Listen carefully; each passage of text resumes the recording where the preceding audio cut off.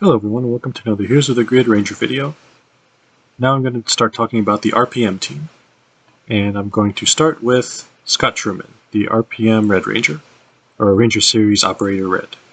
Ranger Operator Series Red. Now, Scott's deck is comprised of 10 combat cards as usual. He has 3 3-shield cards, 4 2-shield cards, and 3 1-shield cards. And let's just jump right in. Actually, we'll start with his character card, which is Assault Burst. Its ability says, once per battle, before rolling dice for an attack, you may add 3 dice to that attack. Skip the next ranger turn in that battle. Now, I know there is some confusion as to whether Scott's the one who has to be playing the attack card to do it, but I don't think it is. I'm not entirely sure if we got a definitive answer on that, but I haven't really scrolled through the Facebook comments in a while. But since he's a Red Ranger, my best guess is that this ability is for any Ranger. But then, I mean, the wording is very misleading, only because it's worded very much like you could make an argument either way. It says before rolling dice for an attack, you may add 3 dice to that attack. Why you would say you instead of just saying add 3 dice to that attack, that would normally indicate that it's when any Ranger plays an attack card. But at the same time, it doesn't say before rolling dice. Before you roll dice for an attack. So it's, like I said, I can see an argument either way, but since he's a Red Ranger, when I used him, I used it as when any Ranger played an attack card, he could add 3 dice, well, before they rolled for an attack. Because the thing is that you skip the next Ranger turn in that battle, so I don't see why it would matter if it's limited just to him, since you have to skip the next Ranger turn. That's a very powerful side effect of this card, but I mean, if anybody knows for sure, let me know in the comments. But still, this is a very powerful ability. You add 3 dice to any attack, and obviously the drawback, you lose your next turn. But this is actually a very good card to play the very last turn of the Rangers have. Let's say this is the last, you already maybe defeated a boss card, but you just maybe 1 foot soldier away from getting a Zord.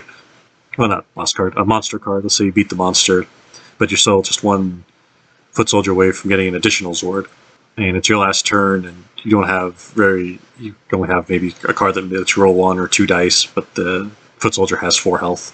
So you use Scott's ability to add 3 dice to it, which ups your chances significantly of taking out that foot soldier, getting the extra Zord, and if it's the last battle you're going to be doing in that area, then the side effect doesn't really matter. Even if you did have to do a second battle, because it's just for that battle. Next Ranger turn in that battle, so this is a very good card to play if you want to finish off somebody. That's, I mean, the ideal situation, but there are times where you might really need to use it earlier in the fight to just take the drawback of losing the turn. But, like I said, yeah, it's a very high-risk, high-reward character card. Moving on to his actual combat deck, we'll start with Rev the Engines. It's a 0-cost maneuver card with 3 shields for defense. Its ability says, gain 1 energy. The next time any Ranger performs an attack in this battle, add 2 dice to that attack. So, you gain the energy, somebody's going to have to take the attack from the next enemy card that activates or resolves. Although if it's a passive card, odds are nothing's going to happen anyway. So you kind of want to use this card as strategically as you can. But adding 2 dice to an attack, that's great. It's kind of like Jason's Lead the Charge, except it's Lead the Charge is an attack card, so you get an attack, and then another Ranger adds, I think it's just 1 die for that attack in the next battle. But this card just gives you an energy, so maybe you can use a power weapon next time, and adding 2 dice to any power weapon is great. Of course, it doesn't have to be a power weapon. I'm just, if you're getting the extra energy, you may as well spend it spend as much as you can to do the most damage as possible before the enemies can resolve their attacks. But yeah, still a very good card. The next one is going to be Attack Sequence Mustang. It's an X-cost reaction card with 1 shield for defense. Its ability says, play this card at the start of any enemy turn in battle. For each energy spent to play this card, reduce all damage dealt to Rangers by 1 until the end of this turn. So this is a very good card to play if you have an enemy card that's going to be attacking all Rangers in their next turn. Let's say you have Chain Lightning. If you're fighting Reden, she has that card. Or Lord Zed's Inferno, that deals 5 damage. You could spend, let's say, even just 2 energy. If you want to spend 2 energy to play this Attack Sequence Mustang, it'll reduce that attack by 2 for all Rangers in that bet. since it reduces damage for all Rangers. They'll only take 3, so if they all have 1 3-shield card on the top of their decks, then they're only going to lose that card for that attack. If you spend 3 energy, again, you reduce it by 3, so they're only taking 2 damage. More likely you won't lose any cards. Naturally, you're going to have to spend quite a bit in order to get the most out of it, but hey, it's better than losing your Rangers. That next card is going to be Condor Strike. It's an X-cost 2-dice attack card with 2 shields for defense. Its ability says, deal 1 damage to a number of enemy cards, other than the target, equal to the amount of energy spent to play this card. Let's say you attack a guard card, card with the guard keyword. You do you roll 2 dice, deal that much damage, whatever you roll to that card with the guard keyword, and if you spend 3 energy in order to play this card, you're going to deal 3 damage, well, 1 damage, I guess. You're going to deal 1 damage to 3 other enemy cards. Since you spend 3 energy, you choose 3 other targets other than the initial target for this attack, and you'll deal 1 damage to each of them. This is a card that can get around, if you just need to deal 1 last little chip damage to someone, this is great to get rid of one, while still getting a head start on a card that has more health. They can get rid of cards like, again, Scattered Visage. It's good to do some chip damage there, but yeah, I'm not going to lie, it's probably not my favorite ideal card to use, but it does have its uses. And it's 2 shields, so if nothing else, you can use it for pretty decent defense. The next card in his deck is Redline Slash, a 0-cost 2-dice attack card with 2 shields for defense. Its ability says, if there is no energy in the shared pool, add 1 die to this attack. So after you spent all your energy for Condor Strike and Attack Sequence Mustang, you can play Redline Slash to get a 3-dice attack for 0 cost. It's a very basic card, but it's still really good. If you can make the most of it, 3 dice for 0 cost is beating the average, so yeah, it's really good. You're probably going to take out a Foot Soldier, maybe even an enemy card, monster card, monster or nemesis card, depending on what you roll. The next card is going to be his Nitro Blaster.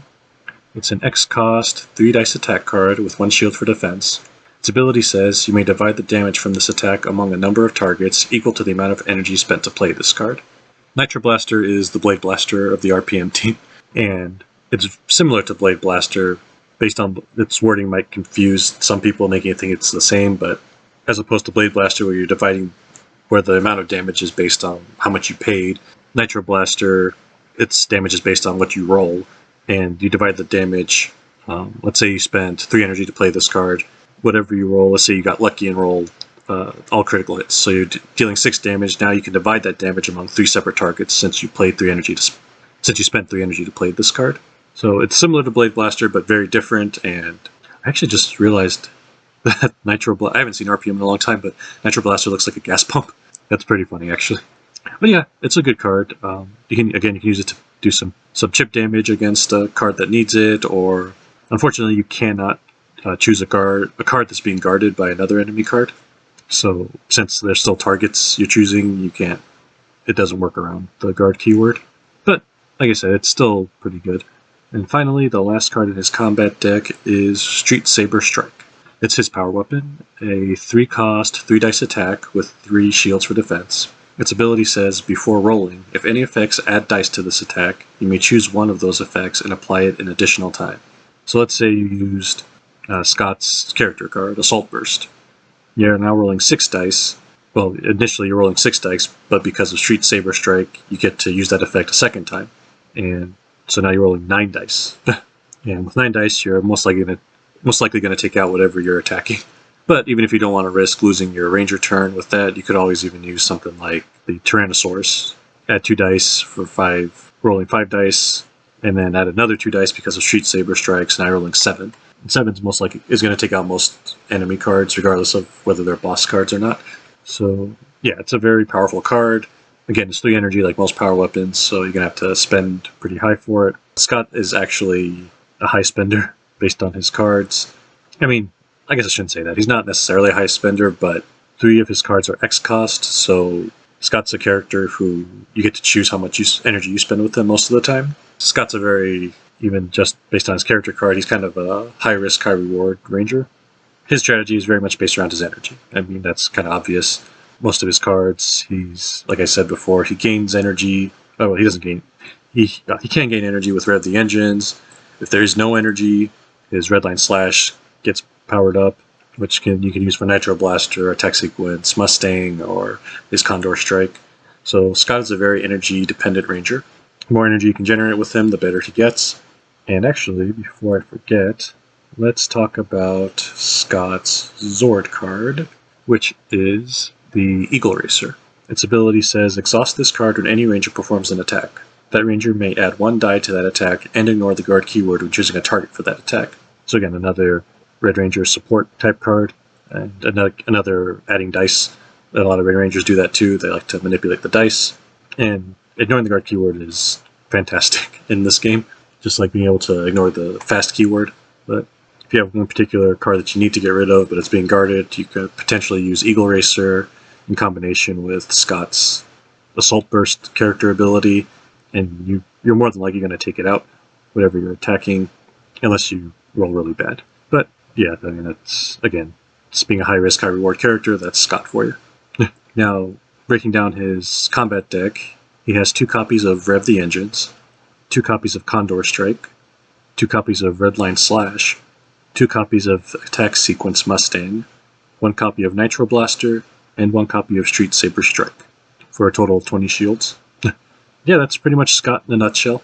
I'm going to be talking about the rest of the RPM team in future videos, and then I'll cover how they work together as a team, as a whole.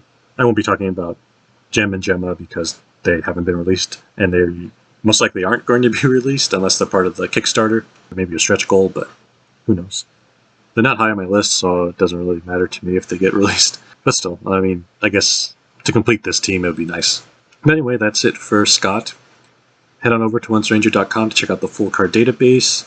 Affiliate links will be provided below, and thank you for watching.